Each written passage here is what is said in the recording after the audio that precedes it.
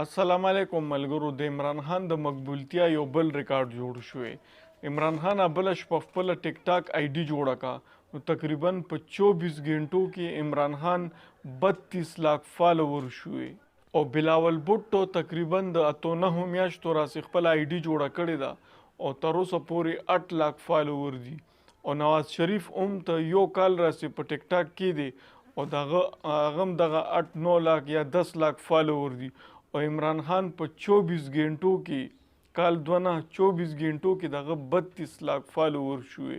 او پاکستان کې ټول نه هایست ټیک ټاکر یو جینۍ د جنت مرزا دغه 22 ایم فالوور دي. یو ایم تقریبا 10 لاک وی. اوس په حساب اچوي چې 22 ایم نه سونه لکه فالوور جوړیږي. دینه تاسو د عمران خان د مقبولیت اندازو لګوي چې په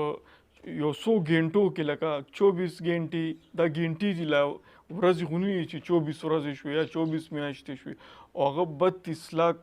فالوور دغه شوې او دغه کشان بلاول بوټو د نواز شریف دغه د 9 میاشتو راسیدي او عمران خان ته دومره وړاندې لاړ وي. نو دا نه چې دا زه د عمران خان صفت کوم، دا یو حقیقت دی چې عمران خان په سیاست کې یو ټولو نه مقبول دی او دا اوس چې کوم الیکشن کیږي دا ټولو ته پته لګي چې دا حقیقت کې دا یو مقبول لیډر دی او که دنه دا ډېرې تنان ته لاړو که دارنګې په زرګاو تنان دنه لاړ شي خو عمران خان به بیا هم عمران خان ځکه چې هغه سره عوام ولاړ دی